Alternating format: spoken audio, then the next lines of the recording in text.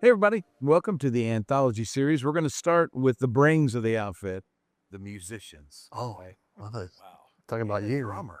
It's all going downhill quick. Mike Palmer, drummer. Jimmy Mattingly, fiddler. Brothers out on the road. We've been together for a long, long time. For sure. So be it this anthology or the other anthologies, they can bundle them for you, make it easy for you, get them all in one delivery, or you can do them individually. These guys are the voices you're going to hear in them. These guys are the faces you're going to see in them. These guys know the story better than anybody because we've taken the ride together. Definitely. We're focusing on Anthology 5, but Morris finds it very interesting because he wants to know, what was it like? Because at the start of the Anthology 5, Warren Zane says, as hard as it must have been to walk away, I would think it would have been just the same as hard to start back up. So you guys were in the walk-away period, the period in between, and the comeback period. So let's just start there. That's not an easy one to start with. But Palmer, which one was harder to you? Walking away, of course, was, the future was now what, and the past was so great. And so to try to figure out the next steps, I think was harder. The joy of coming back, the scariness of coming back too, but that was to me overshadowed by, here we go, let's play some music and have fun, the same fun that we had on stage in the 90s. Of course, that, triple, double, times 10, the fun went through the roof with everybody on stage and all the crowds that we got. And yeah, definitely. Man, did you have which was tougher for you? You kind of lived in the music world, though. You came from great acts like Dolly. You went back to great acts like Dolly, so you were kind of going to stay in it anyway, I'm sure. Yeah, but I felt like I love anything I'm doing musically, but I felt like I found my home. Amen. Brothers, for sure. I felt like I'd found my home. Just the whole vibe, everybody, the family, the whole thing, felt like I'd found my home. Here in the mid '90s, and so for me, I've got to play. I mean, it's just me, and I mean, I'm going to be doing, if I'm driving a van, which I did after we quit, driving a van, playing some bluegrass music in a field somewhere. I mean, I've got to play, and I don't do anything else, so I've got to play. I've got to play. So you want to stay sharp, I want, that's my whole goal, and I know it was a long way down the road, but I was kind of thinking and hoping that we would get back to it. Really? So, and you had that vision. I mean, I felt like we would. You, Palmer? I never say never, but it could have went one way or the other. I mean, you're the same. I didn't have a clue. Oh, I knew you. I mean, let's just say, I knew you were going to give it another shot. Really? I just, and I thought, well, I'm going from this thing to this thing to this thing, and everything was great. It was unbelievable. I mean, I couldn't have envisioned all those opportunities, and also I was glad to have those opportunities because I felt like, and they did make me better for when we came back, which is always my goal. If we take a break, I want to be better when I come back.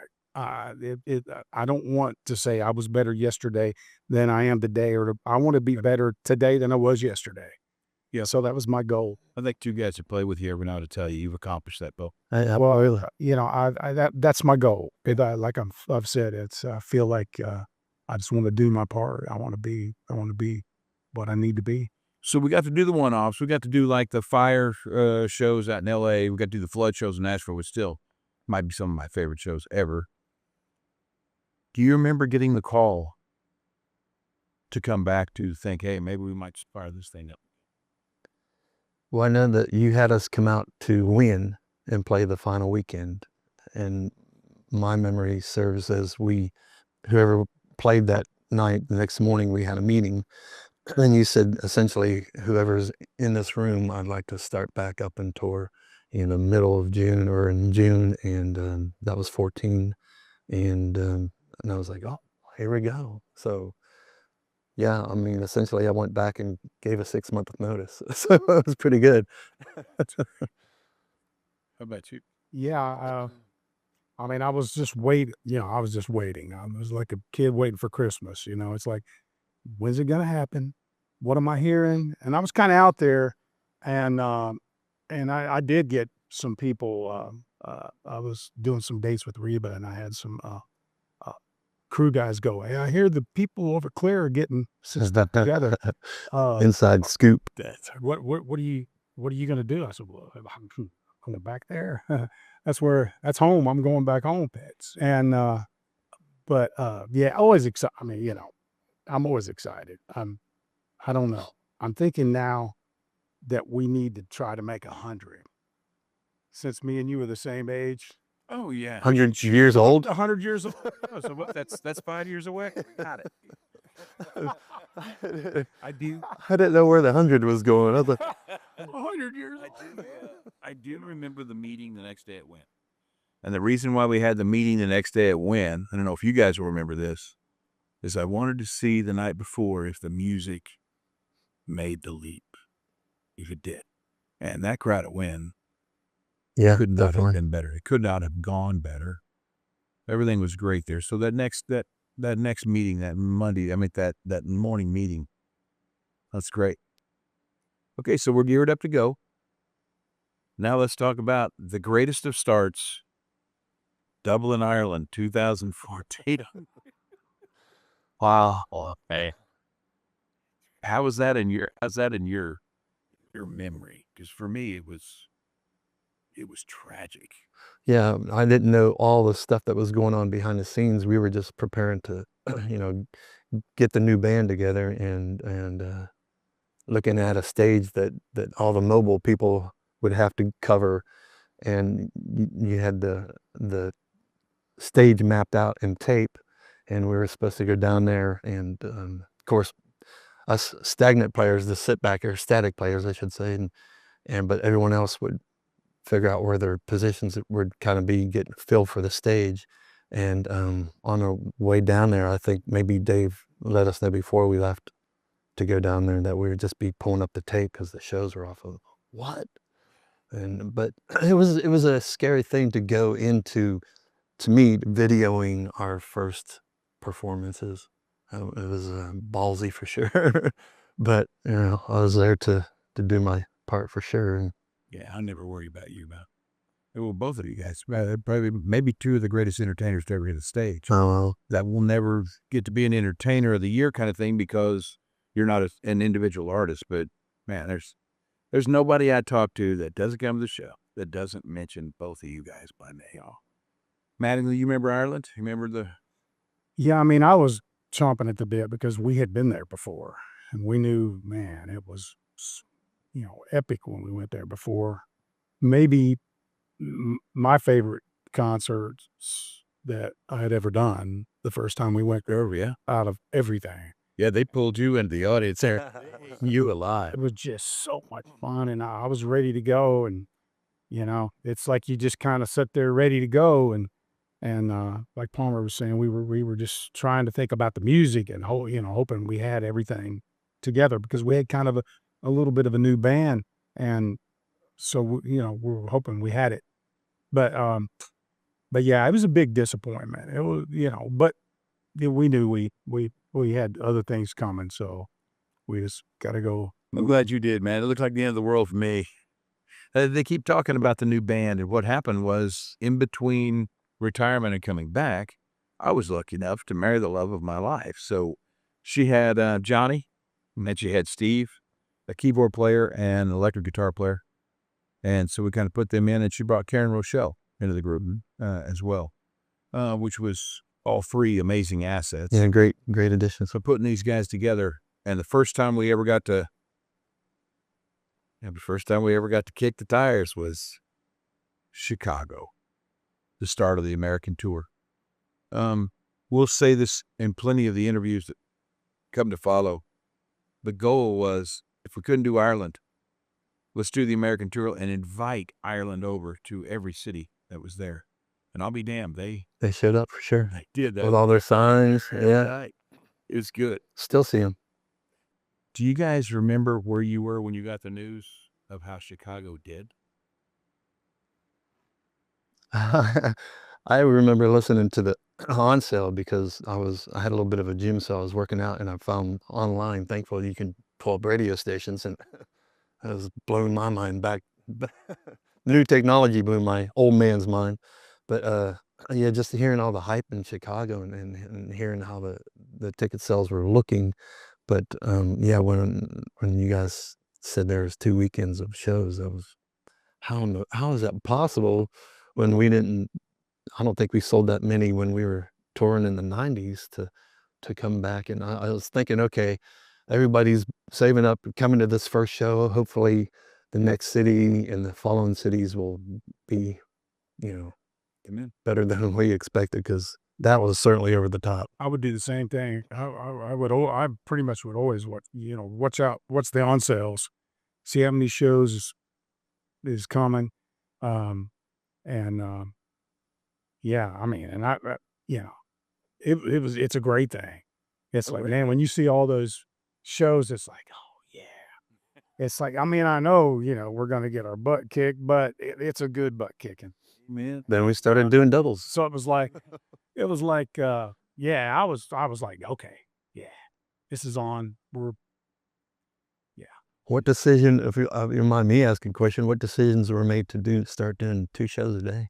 I think what the deal was, Bob Doyle and Ben Farrell was saying, hey, look, guys, we've got more demand than we have seats, so the scalpers are going to win. So if you want people to come to the show that are everyday, ordinary people like you grew up getting to be, we've got to make more seats available than demand is there. And I didn't mind because it was a chance to play. It never, ever bothered me. I don't know what it is. I guess because playing music might be the easiest thing I've ever done. Amen, for sure.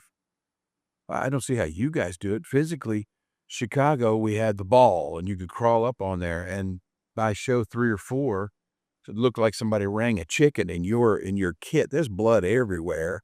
And it's just one of those things where I don't know how you guys did it, but it was nothing but fun for me and the crowd. Yeah. You can be worn out, and that crowd fires up. Oh my gosh. And so I'm following you guys down the first double that we do. And Jimmy Mattingly, I hear him talking, and he's all by himself. And he's talking, I want to save some for the second show, but I'm worried someone's going to see me saving something for the second. And he goes, oh, I'm just going to go out and just give it my all the time. And I looked at Chuck. I said, there's the answer right there. And that's what I did. And you just go out and you just give your guts up. And for some reason, when it comes that second show, you guys know this, somehow that strength comes back to you and you do it again.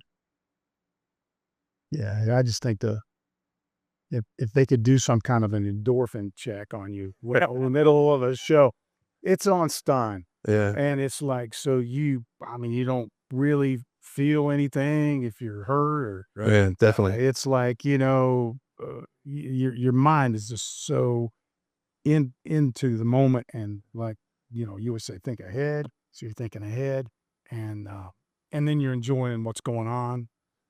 I never noticed if I busted my knuckle or anything until I felt something in my hand or looked down and seen blood. But yeah, you wouldn't know it until it was over. But okay, they're asking for like favorite moments on tour. These might not be your favorite moment, but one of the moments I remember, Dallas, Texas, Trisha's birthday. Mattingly, we had these things. We had these moving sidewalks, moving floors on stage. Mattingly comes hauling ass off the other thing, and he hits that thing as fast as I've ever seen him hit it. And I watched him go by playing a solo. He went 5 feet past it and then just went on out into the stuff. There was nothing. But when you look back at the film the next day, he was still doing this in the air, going down to the second row. You remember that? Get my last licks in I there. remember that. I mean, that's like, oh my God. I don't even know, man. I'm just like, I get up every morning and thank the Lord I lived through that. It's like, I got between they're going opposite directions and I'm running this way on this one that's going this way. And I know, and I get in the middle, and the middle was about that wide. And I'm like, if I step over to this, I'm done. And so I'm looking down and I'm playing and I'm looking down and I'm running because, you don't want to be like, I'm scared. Jesus. And when I looked up, I mean, there was that much stage left. And I went, I'm not gonna, I gotta jump somewhere. And I don't know how I thought that quick, but I saw this spot where there weren't any chairs. And I don't know how, I mean, I can't jump 6 inches off the floor. I mean, I don't know how I thought I could get to that, but I was Superman for the moment. And I did, I jumped, and I guess I cleared the front row, and I don't know. That's growing up wanting to be a rock and roll fiddle player right there. That was, I did it, and it should stop there. And then talk about the moving walkways. You can't go without the day that me and you jumped on it. It was going opposite of sitting real way it should have. I saw you go down, and I'm laughing at you. You're clapping worse. I step on my, and I've got a picture of me. My hat's on the ground and my head's in it, but my hands and feet aren't on the ground yet. Oh man, you dropped like a wet rag, man. It was That was the hardest fall, because I thought I tripped, so I was trying to recover, but there was no recovering because it was taking my feet out from under me, and I just spun around. I remember I was laying on the ground looking up. Big John was standing there above me, and it's like the bird thing flying around my head, and I'm like, I gotta get up. How did you feel? I know how I felt, but mine is kind of screwed up because of my own ego, right? Because it's my name that's on that marquee. How did you guys feel the crowds were on the comeback tour compared to what they were in the late 90s? To me, looking back at the film and stuff from the 90s, it seemed like they were having fun, but they were more reserved. It seemed like in 2014 and beyond, it seems like they're just that much more louder and crazier and energetic, and which is incredible. But it seemed like maybe it's from looking at all the past, their mom and dad did it this way, but I'm going to do it better now or something. But, and then seeing all the age group of, still having the parents out there, and then their kids and then their grandkids. And it's quite the treat for sure. It's pretty cool. Ticketmaster was saying on the comeback tour, 49% of the tickets sold were to people that were 10 years old or younger in the 90s while we were touring then. So half that building were the kids of the parents that had seen the show, I guess. Yeah, they brought the energy for sure. Felt like too, it seemed like maybe I was just older and I was seeing that and appreciating that more, but it seemed like in the comeback tour, it was more therapeutic for people. I mean, I saw people that you could just tell they needed it.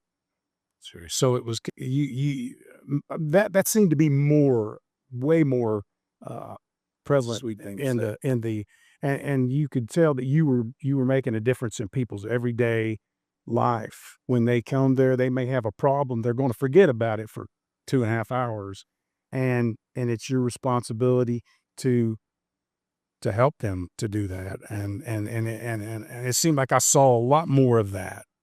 I mean, I know I needed it. It was amazing to see those people going through cancer and things like that.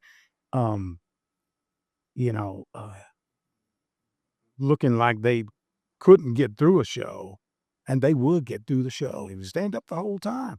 It's like, man, they're getting the same medicine we get, Great statement. So yeah, it's a powerful thing. No.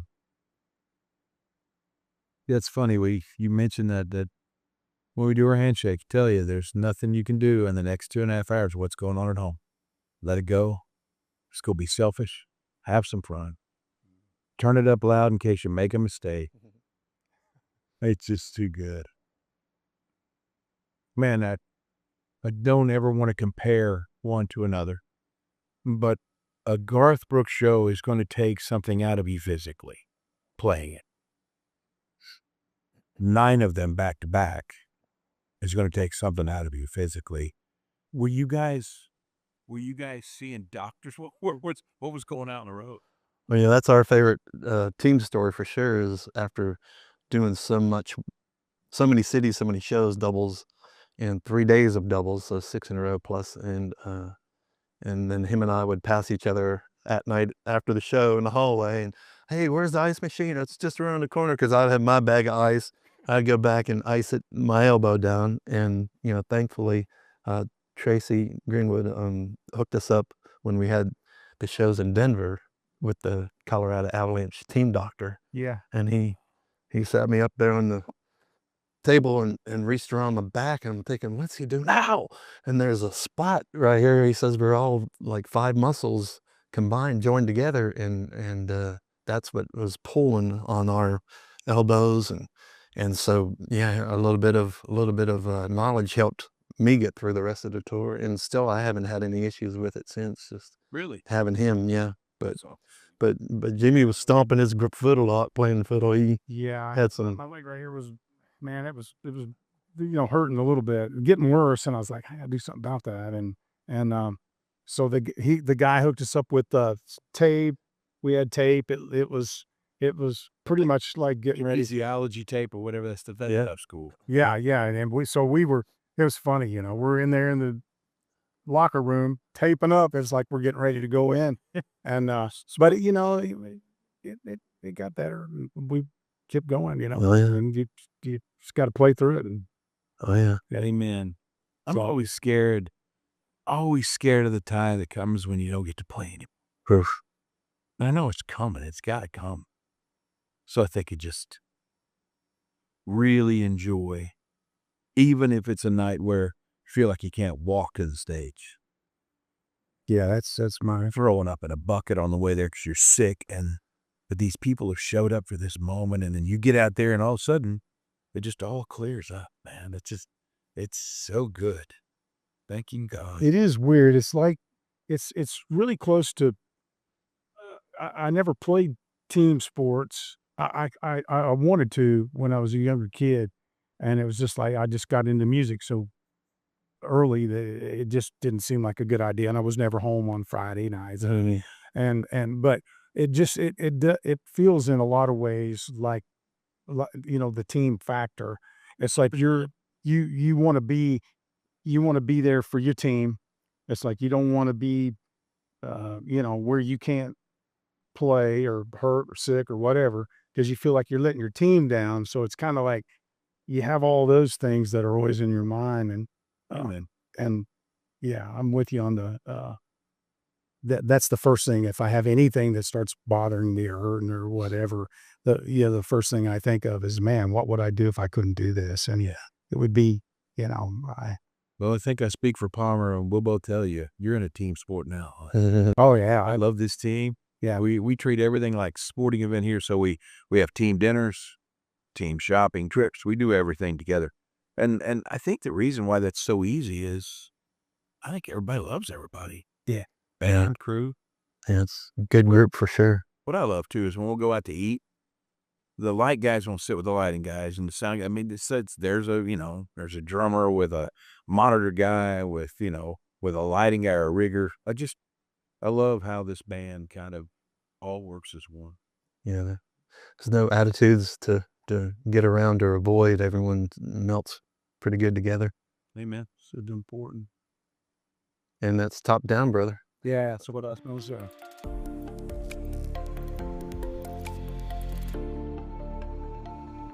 Welcome back to the Anthology series, keeping on our line of just talking with the musicians. Chris Leuzinger, Hall of Fame, guitar player. He's just talking about family, but he wouldn't be caught dead interviewing with Palmer and Mattingly. No, we're a family around here. So the difference between those guys and this guy, those guys are what we call road warriors. They're the guys that play the live gigs. This guy right here is what we call a studio musician. some people don't know this, but the guys and girls that play on the record are not the guys and girls that go out and tour. Until Yeah. Leuzinger wanted to come out and see what it was like live. Yeah. Now I got to tell you, man, speaking for the whole band, they call you the North Star because you set a good example for everybody to try to get to. But at the same time, I'm not sure you're not the guy that's getting the most Oh, out of I it. am. I really am. And I'll tell you the amazing thing for me, first of all, thank you. This has been an incredible blessing. Come out here and be able to do this. I always thought it'd be great to have a late career gig, but I never quite dreamed it would be like this. And the thing for me is I've known everybody, you know, Mike Palmer, Yep. Jay Bant, Mark and Jimmy, you know, ever since the beginning. And I've always respected the band. You know, every time I got to see you guys play, even Johnny was in it and Bruce and all those guys. And for me to have the opportunity to come out and play with them is really awesome. And Sweet thing. I wanted to come out here and fit in with them and not bring like, well, we need to do it this way or this is the way we did it on the record. All that went out the window. It's like, let me come out here and fit in with these guys because these are the guys that have the history with you doing these shows, you know. Amen. So, So it's a cool world that I get to live in. Most of the guys on the road, we've been together since day one. Chris and the guys in the studio, we've been together since day one. It's just sometimes, or most of the time, the touring and the studio don't cross. You do one while the other one's down, and you can't do both at the same time.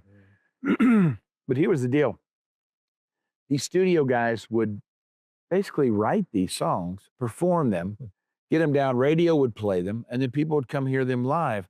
But these guys never got out of the studio to come hear the live stuff. And I appreciate you say you've always had a love or respect for the live band. I will have to say this, no offense whatsoever, but as the years have gone by, I think this band is sounding probably the best it has ever sounded. It's just what a great way. And what I love too, it's not just the records regurgitated. right. It's Yeah. now the live version of those. Yeah, yeah. Yeah, and that's something I probably should have said. You guys always kind of amped them up, and I love the way you did that. It was appropriate, you know, and now this band, I mean, I can't imagine playing in a band better than this. It's just So totally good. rocking. So good. And my favorite thing is how much they love each other. I mean, it's fun. Every shot that Ben Krebs takes, every shot, Mhm, you see them and they look like they're standing next to their brother or sister, mhm. laughing. It's so good. Yes. But that was the thing, man. So you've been on every every song Garth Brooks has ever done. So today we're going to talk about the old stuff versus the stuff after retirement coming back. Okay.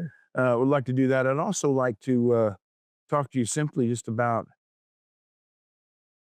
because me and you retired from each other too in the late Mhm. 90s. Yes, we did. And then came back talking about what it was like to hear the news that this was going to happen.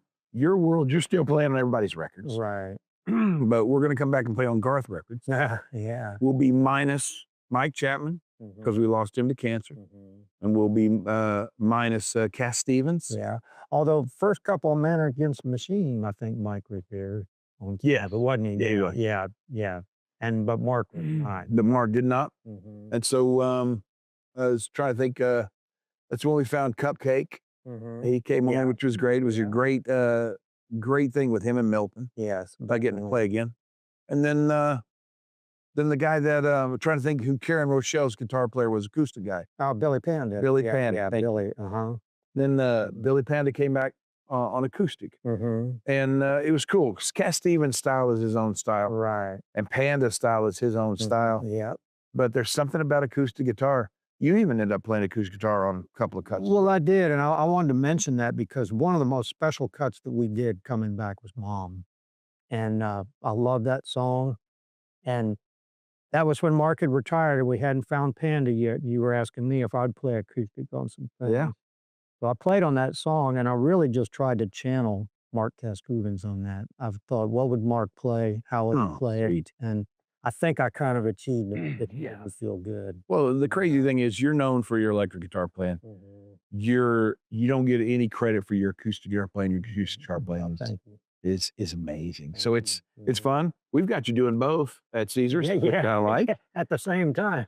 I don't know if you know this. I like to work my people like rented mules. Yeah, man. yeah. I get it. Try and stretch them as hard as they can. It's just more fun that way. Yeah, I'm having fun doing that. It was good. I have to ask the question. I don't care what your answer is because I just want to know the truth. It ain't gonna hurt my feelings or anything. And I'll tell you my opinion too. What the recordings were like with Big Pal there and then coming back. And Mark Miller was producing. So it felt like Big Pal was there, but everything had changed. I mean, it was no longer analog. Right. Digital was upon us. So it was cool.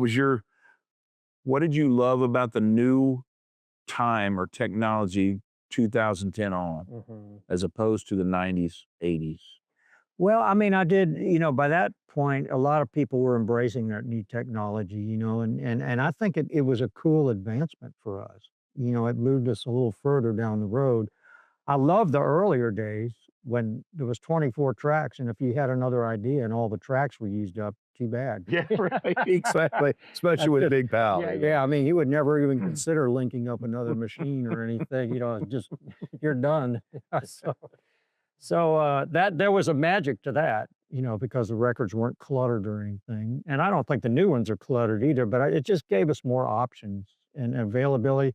And when you're playing a solo, now Mark Miller did some Hail Mary punches back in the day. And when you're playing a solo and you've got something you really love, but you want to fix one bar in there and you're on tape, you're standing a chance of losing the whole thing. But Mark made a lot of those. But when you have the new technology, it's easy to say, well, let me do another one, and you still have the old one. Right. So those are the things that are really cool about the new technology. Agreed. And if there's any way I can make that simpler to people that might not understand what he's talking about, when you record it on tape, once you hit that red button, whatever you had recorded before was gone.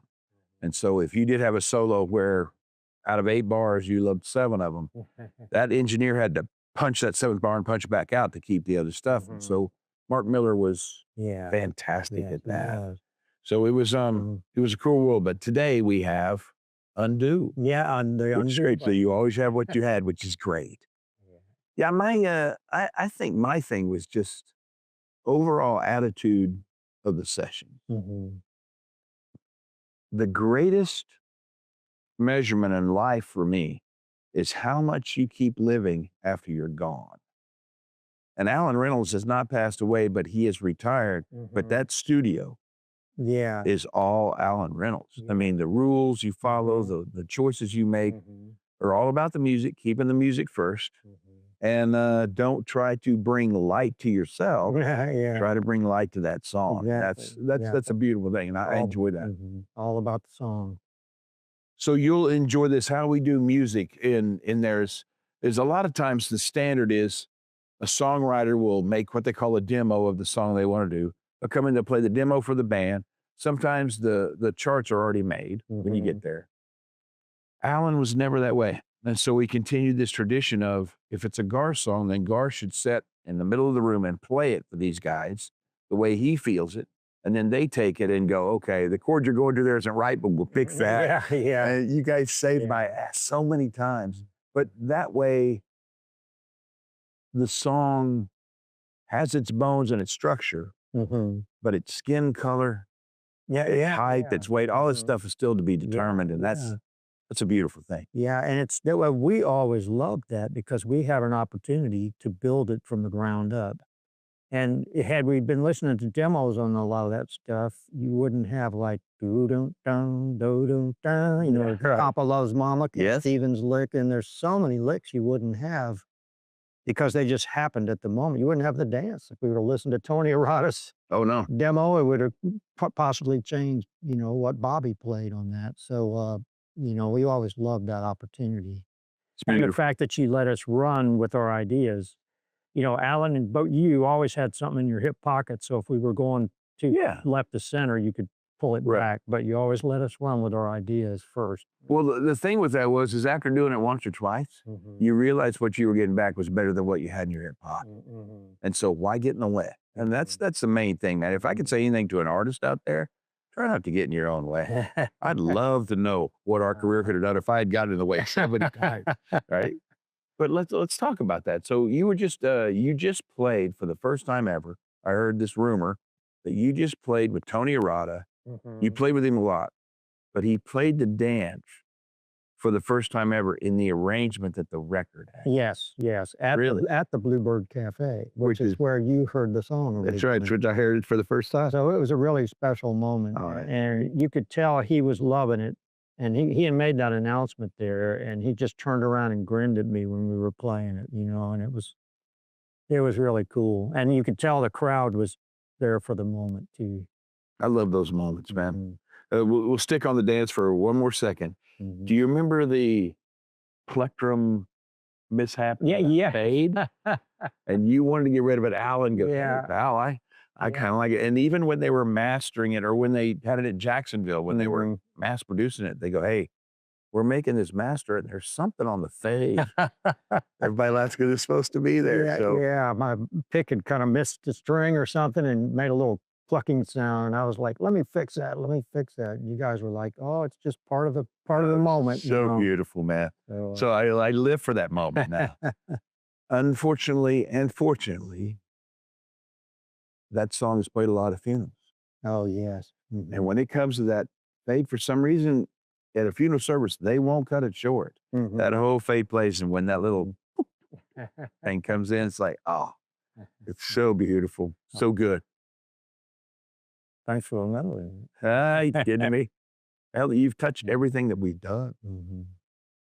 So what was your thought when the whole comeback thing was going, and what were you hearing as far as the live show and everything that was going on around 2014, 2000? Mhm. Well, just the fact that you were coming back and the shows were just selling like crazy. I mean, who retires for that long and comes back and starts selling out arenas, multiple nights, double shows, all that kind of stuff. I mean, we were just thrilled and happy about it. Happy for you, happy for everybody. It was fun. It was fun to get running again. Yeah, and in a big way. And it was fun to come back to the studio when you're pressed. Hey, I don't have time. We got to get these songs in. We got to get them done. That was like no fences were open Mhm. when things took off for us. You had little time for the Yeah. studio, but what is more important than the studio? Yeah. And we were all thrilled to get back in with you again. It's very exciting. It was fun. Mhm. It was a lot of fun. And even though we didn't have Big Pal, we still had Little Pal. Yeah, yeah. And so even though we had 100 tracks, you still didn't get, Yeah, yeah, exactly. they'd still put the lid Yeah, on it it was still keeping us in the rail. because of that space. Yeah, yeah. That space is a beautiful Yep. thing, man. I can't remember how many times I've heard Alan or Mark say, pal, I don't think we need this part you're trying to do now. And I go, okay. Okay, so of the studio guys, let's take a bet that me and you're going to say the same name. Who's the best at laying out the studio? No, Bobby. Bobby Wood. Yeah. Sometimes you'll have to solo him, just see if he's Yeah, playing. yeah, But he's exactly. got this wonderful ear of right now, there's enough going on. Yeah, yeah. And if I play something, it's going to Mhm. start clouding it up. And Yeah. so beautiful. And then when he plays something, it's like meaningful, Amen. powerful. Because he's like you, both of you guys are register guys.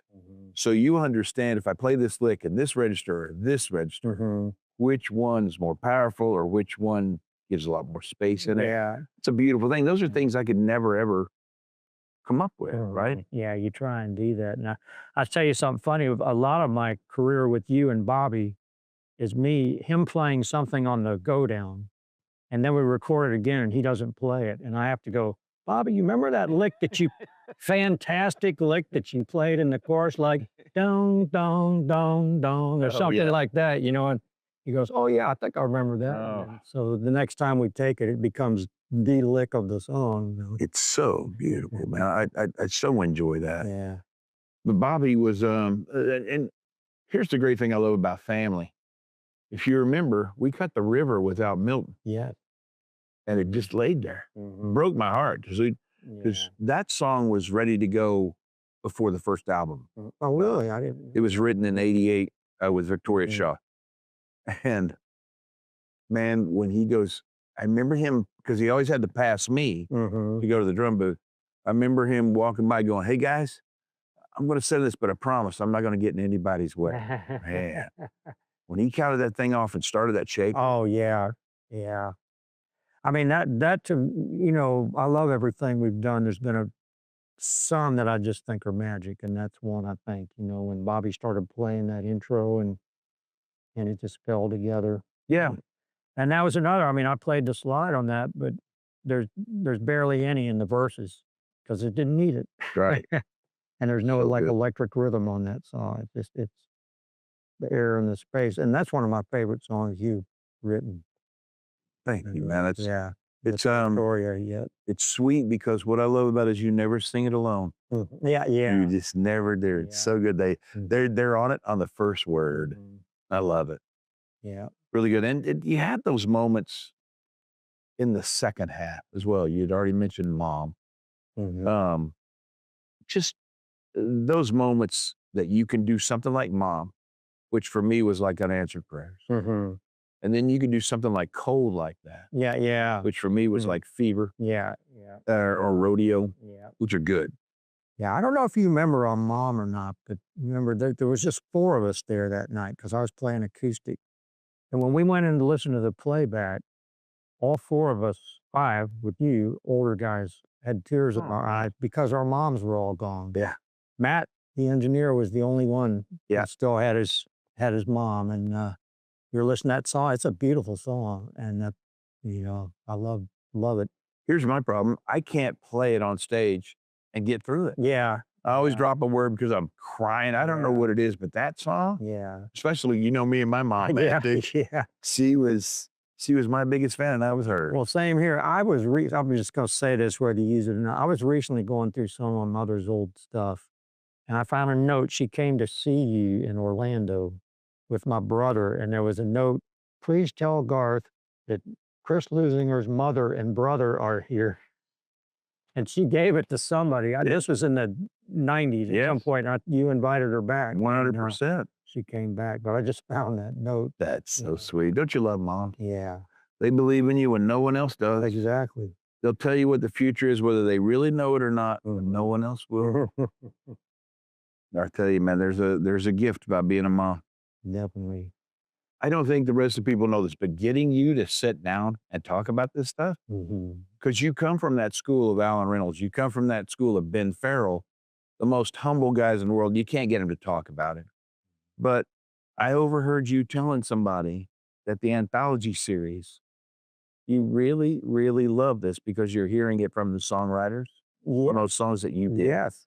What's been your kind of journey through? Well, there's 2 things about that. First of all, from a songwriter's perspective and a lot of the business stuff and what was going on with you, we were always recording in the studio, and Alan never let business come Right. into the studio.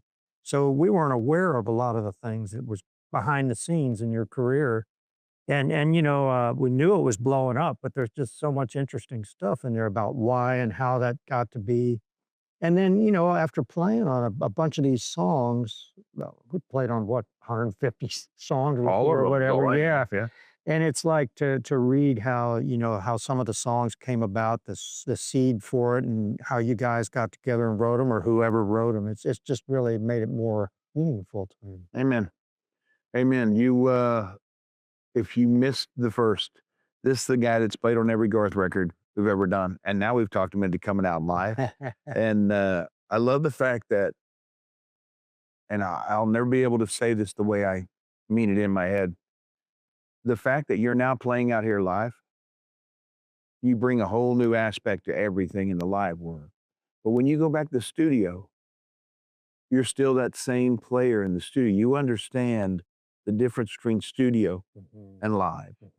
Powell understood that. Big Al understood that really well. I never did, and he would have to keep telling me, hey, look, just talk to me. Just talk to me. And then when you get out here, just talk to you, Yeah. but also, come on, bring a hand out there, right? And they want to bring their hand out. And this is where all those records and all those nights when those music, when those songs got you through something. When you play it live, this is when you get to come and look at each other right in the eyes. And both of you say, Thank you. Yeah. It's really Yeah. good. Well, when we look out and see people in the audience like start playing the dance and Mm. people are hugging and tears in their eyes and stuff, it's just awesome. And then the other end of the spectrum is you look over on the other side when we're playing Friends in Low Places, and there's a little lady, gray hair, singing "You Can Kiss My," you know what, and smiling as the, singing at the top of her lungs. It's like that covers the whole spectrum, Well, that's it. I mean, I think that's what Big Pal said. I think that's what Capitol Records said. NBC or for special, they said this music has no demographic. It's everybody. Yeah. So I love to look out to see all colors, all beliefs, Yes. all kind of singing the same song together. Yeah, me too. It's good, man. It's really good. Yeah, it is, and the joy that's there. That's what I saw on the stadium tour. I mean, you just look out, pure joy, everybody. Yeah. Well, pure joy in this guy. Thank you for the ride, Hawk. Thank you. I love you to pieces. I love you too, pal. Thank you for everything.